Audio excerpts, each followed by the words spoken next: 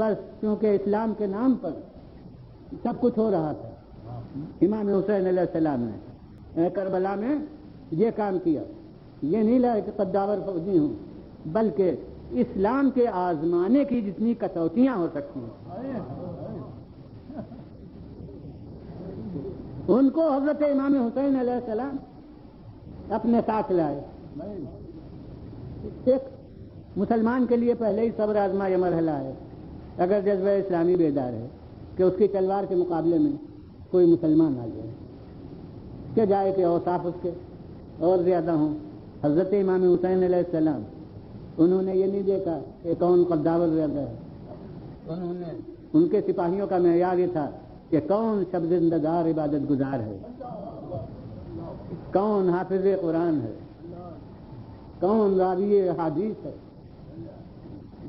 یہ کربلا کے 72 یہ عوام نہیں تھے، ان میں کوئی ایک کیا متعدد حفاظ قرآن تھے۔ ایک طرف حبیب ابن مظاہر ہیں کہ ان کے لیے ایک سجدے میں ختم قرآن، یہ واقعہ آیا ہے کہ ایک سجدے میں ختم قرآن کر دے۔ مسلم نے اور سجا ہے، صحابی رسول ہے، اور بریر حمدانی جو کوفے کے بچوں کو قرآن حفظ کرایا کرتے ہیں، سید القراء ان کا لقب ہے۔ اس لیے مسلمانوں کے لیے لمحہ فکریہ پیدا کر دیا ہے کہ وہ سوچیں جب فرصت ہو کہ آخر اسلام پر کیا وقت ہو گیا تھا کہ ایسے ایسے لوگ تلواریں لے کر میدان میں آ گئے۔ یوں تو ہمارے سامنے حبیب پیری کا مجسمہ ہے اور مسلم ابن سجا کو بھی پیری کی مثال میں پیش کرتے ہیں، مگر ایک ہیں کربلا کے میں وہ بھی صحابہ رسول میں مگر اتنے ضعیف العمر ہیں کہ تبری میں یہ روایت ہے کہ جب وہ میدان میں گئے، حضرت امام حسین علیہ السلام خود آپ کی عمر شریف 57 برس کی ہے تو خود پیری کے دور میں، مگر جب وہ میدان میں گئے تو وہ جہاد کر رہے تھے تو مولا دیکھ کر رو رہے تھے اور فرما رہے تھے اے بوڑھے اس پر خدا اپنی رحمت نازل کرے۔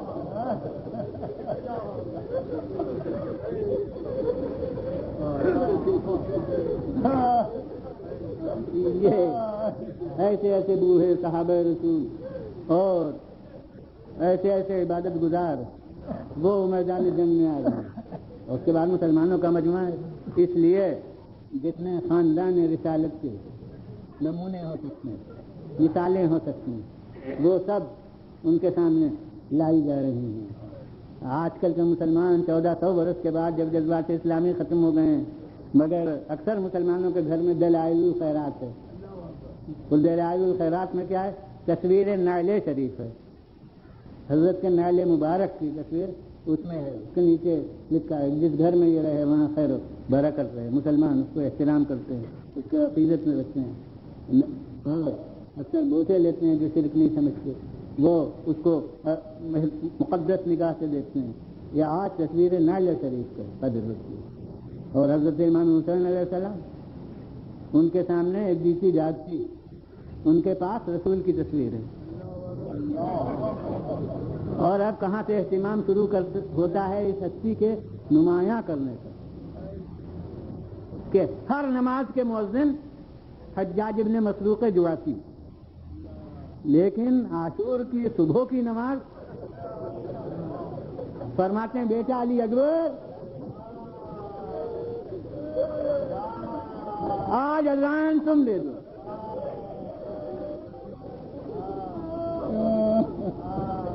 یہ کیا ہے؟ شب عاشور کے حالات میں مجھے معلوم ہے کہ آپ اکثر کون روایت سنتے رہتے ہیں، مگر میرے ضمیر نے قبول نہیں کیا ہے۔ تاریخ بتلا دی یہ پوری جماعت کے لیے کہ باتو بین راکعین و ساجدین و قائم، پوری جماعت کوئی رکوع میں ہے، کوئی سجدے میں ہے، کوئی قیام میں ہے، تو شبیہ رسول جس کے کردار کی بھی رسول حسین تعریف کریں کہ اس کا کردار اتنا بلند ہے، تو اس لیے میرا ضمیر اس ایک روایت کو جو آپ سنا کرتے ہیں قبول نہیں کرتا۔ یہ آج ان سے اذان دلوائی، یہ تو باپ کے پہلو میں موجود تھے، باپ کے پیچھے بلا فاصلہ موجود تھے، فرماتے ہیں بیٹا آج اذان تم دے دو۔ یہ جانتے ہیں کہ لیلا رات بھر منتظر رہی ہے، کہ میرا بیٹا آئے تو ذرا غور سے صورت اس کی دیکھتی رہی، لیکن وہ تو باپ تو پہلو میں تھے، لہٰذا مولا نے محسوس کیا کہ ارے ماں نے رات بھر صورت نہیں دیکھی، تو اس وقت بیٹے کی آواز ہی سن لے۔ ہاں، یہ نفسیاتی مصلحت ہو سکتی ہے جو لیلا کے دل کی تسلی کے لیے ہے، اور پھر مخالفین کے لیے بھی، اس فوج والوں کے لیے بھی، ان میں سے بہت سے وہ ہیں جنہوں نے پیغمبر کی صدا سنی ہے۔ تو یہ صورت میں جس طرح مشابہ تھے، اسی طرح آواز رسول سے اتنی مشابہ تھی کہ جب پردے میں چلے جاتے تھے تو گفتگو کرتے تھے، معلوم ہوتا تھا رسول گفتگو کر رہی ہے۔ تو حسین آج ان کی زبان سے مسلمانوں کو اللہ اکبر کی سزا سنانا چاہتے تھے کہ دیکھو میرے پاس ایک طبیل رسول موجود ہے، دیکھو آج اس کی زبان سے سن لو اذان کی آواز، اس کی زبان سے سن لو۔ اور ہاں، اپنے عزاداروں کے لیے بھی ایک پیغام تھا۔ مولا کو معلوم ہے کہ سب سے زیادہ مشکل صبح کی نماز کی پابندی ہوتی ہے، اس لیے حسین نے صبح کی اذان دلوائی کہ اگر کوئی نوجوان، کوئی علی اکبر کا ماتم کرنے والا اس کو بستر پر اس وقت یاد آ جائے کہ میرا شہزادہ کہہ رہا ہے حی علی الفلاح، میرا شہزادہ کہہ رہا ہے حی علی الفلاح، تو وہ علی اکبر کی آواز پر آ جائے، علی اکبر کی صدا تو مسلح پر آ جائے، یہ علی اکبر کی یاد نماز کی یاد دلا دے۔ ماشاءاللہ، اجرکم علی اللہ، جو صبح ہی سے یہ اہتمام کیا۔ اس کے بعد اب وقت آیا، اور کب وقت آیا؟ روایت مشہور کی بنا پر جب عباس جا چکے اور علی اکبر سامنے کھڑے ہیں۔ مشہور روایت تو 18 برس ہے شہزادے کی عمر کے متعلق، مگر اکثر علماء قائل ہیں کہ علی اکبر 25 برس کی عمر، عباس 32 برس کی عمر، یعنی چچا بھتیجے برابر کے جوان تقریباً۔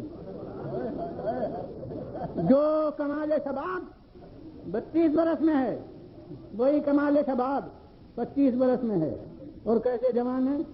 عراق کے ممبروں پر مجھے سنا ہوا یاد ہے کہ یہ دونوں نوجوان ایسے تھے، دونوں جوان برابر کے، کہ جب مدینے کے بازاروں سے گزر جاتے تھے تو جب تک سامنے رہتے تھے خرید و فروخت موقوف رہتی تھی۔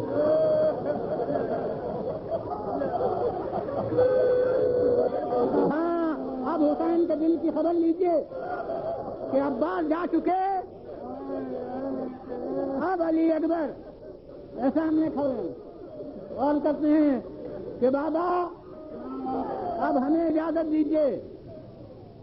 یہ پہلو ہیں نفسیات سے متعلق ہیں کہ جس نے اجازت مانگی، مولا نے بے تکلف یا با تکلف آخر میں کہہ دیا کہ جاؤ، مگر علی اکبر جو کہہ رہے ہیں کہ بابا اب مجھے اجازت دیجئے، تو مجھے زبان سے کہتے نہیں ملتا۔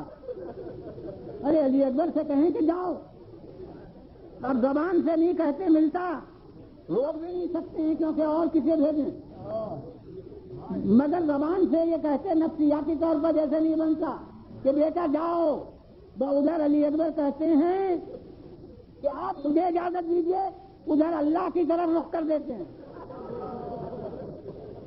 ان سے اب کچھ نہیں کہتے، اس کی بارگاہ میں کہیں گے پروردگارا اب وہ جا رہا ہے۔ بس علی اکبر سمجھ گئے کیا اجازت ہو گئی، لیکن اب کیا کہہ رہے ہیں؟ پروردگارا گواہ رہنا، کیا گواہ رہنا؟ عرض کر چکا کہ یہ نہیں کہتے، اس تفصیل سے نیت کیا تھا کہ یہ نہیں کہتے کہ میرے ہاتھ سے روشنی جا رہی ہے۔